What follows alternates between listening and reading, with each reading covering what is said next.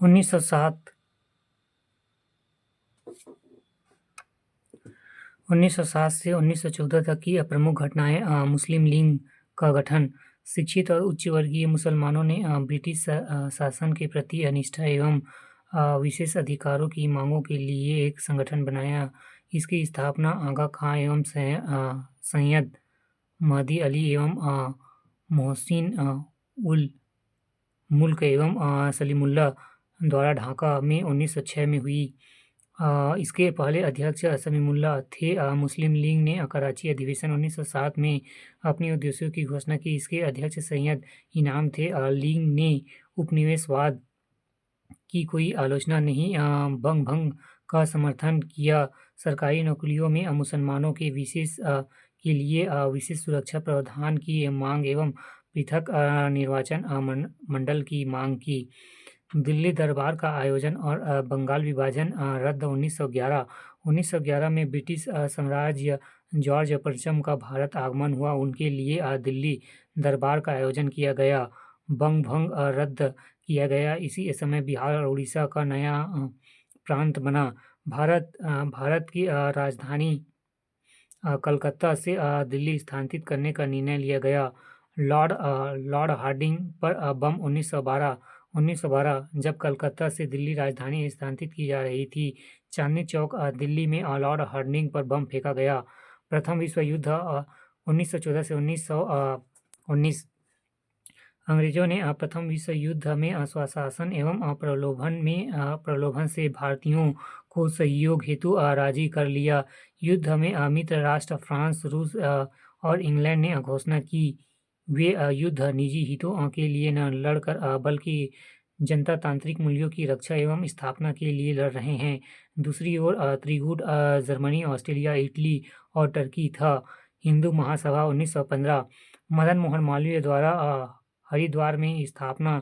आरंभिक दिनों में शुद्ध एवं संगठन इसके मुख्य उद्देश्य थे। हिंदुओं के आत्मरक्षा के लिए संगठित करना। उद्देश्य 1938 में वी.डी. सावरकर इनके प्रधान चुने गए। भारतीय राष्ट्रीय कांग्रेस की मुसलमानों को प्रसन्न करने की नीति से दुखी होकर सावरकर ने हिंदू राष्ट्र का नारा दिया।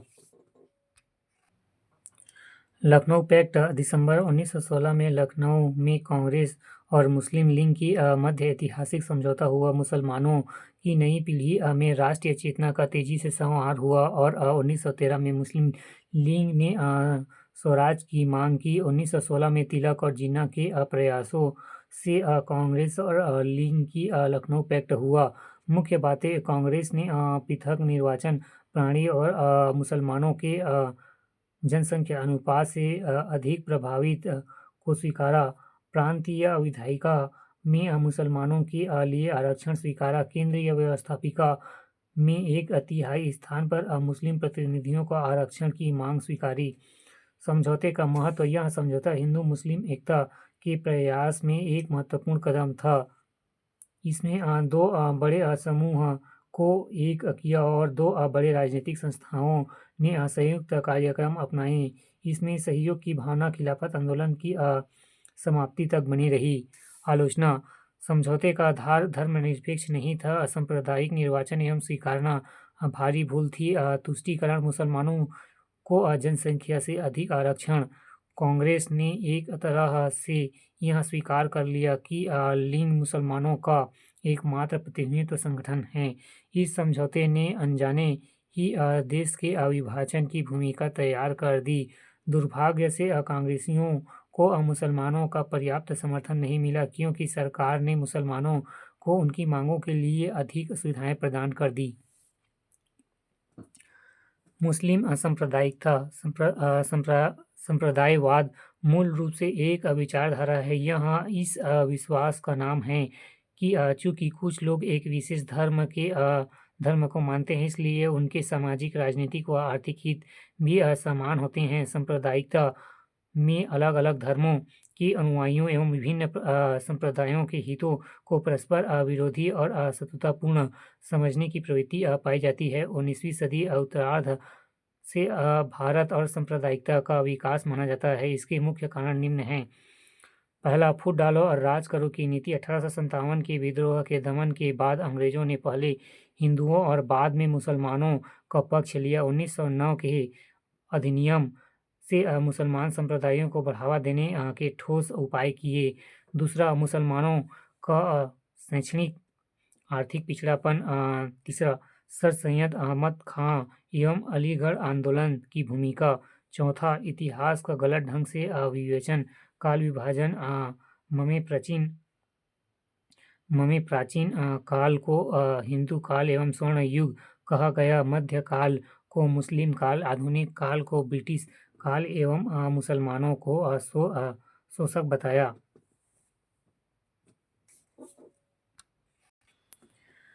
पांचवा, सामाजिक धार्मिक आंदोलनों की भूमिका। तिलक द्वारा शिवाजी उत्सव, गणेश उत्सव का आयोजन एवं राणा प्रताप का गुणगान।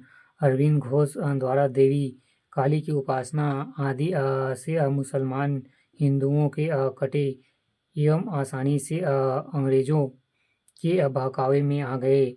छठवां, मुस्लिम लीग की स्थापना 1906। सातवां, देश का आर्थिक पिछड़ापन, विकास के चरण। बंगाल का विभाजन 1905 एवं सांप्रदायिकता का विस्तार। कहने को तो बंगाल ने विभाजन प्रशासनिक व्यवस्था में सुधार हेतु किया गया था, पर वास्तव में इसका आधार सांप्रदायिक भी था, जिसकी संपूर्ण राष्ट्रीय द्वारा विरोध। किंतु मुसलमान विभाजन के समर्थक 1906 में मुस्लिम शिष्टमंडल आगा खां के नेतृत्व में शिमला जाकर वासराय मिंटो से मिला। उनका उद्देश्य था व्यवस्थापिका में पृथक प्रतिनिधित्व की मांग करना, नौकरियों में मुसलमानों हेतु आरक्षण की मांग करना, अंग्रेजों के प्रति वफादारों को सिविल सेवा में नियुक्त की मांग। मुस्लिम लीग का गठन 1906। इसकी स्थापना आगा खां, सैयद मेहंदी अली एवं मोहसिन उल मुल्क एवं सलीमुल्लाह द्वारा ढाका में 1906 में हुई। इसके पहले अध्यक्ष सलीमुल्लाह थे। मुस्लिम लीग ने कराची अधिवेशन 1907 में अपने उद्देश्यों की घोषणा की। इसके अध्यक्ष सैयद इमाम थे। लीग में बंग भंग का समर्थन किया। सरकारी नौकरियों में मुसलमानों के लिए विशेष सुरक्षा प्रावधानों की मांग एवं पृथक निर्वाचन मंडल की मांग की। अगले लगभग एक दशक तक आगा खान ने लीग का नेतृत्व किया। मार्ले मिंटो सुधार 1909 में असंप्रदायिक आधार पर पृथक निर्वाचन एवं जनसंख्या के अनुपात से अधिक स्थान प्रांतीय विधान 7% को आरक्षित। 1910 के बाद लीग की नीति में परिवर्तन। उदारवादी मुस्लिम नेता मौलाना मोहम्मद अली, शौकत अली, हसन इमाम एवं हसरत मोहन आदि का लीग में प्रवेश हुआ। नीति परिवर्तन का कारण था नई पीढ़ी का राष्ट्रीय की ओर झुकाव। युवा तर्क आंदोलन, लॉर्ड हार्डिंग की दोनों समुदायों को समर्थन की नीति, बंग भंग, मुसलमानों से बिना पूछे रद्द होना, डॉक्टर अंसारी, काबुल कलाम आज़ाद, हकीम अजमल खां एवं अली बंधु के विचार। लखनऊ पैक्ट 1916, कांग्रेस द्वारा लीग की मांगों को मान्यता। खिलाफत एवं असहयोग आंदोलन में मुस्लिम सहभागिता। खिलाफत आंदोलन समाप्ति से मुस्लिमों में निराशा।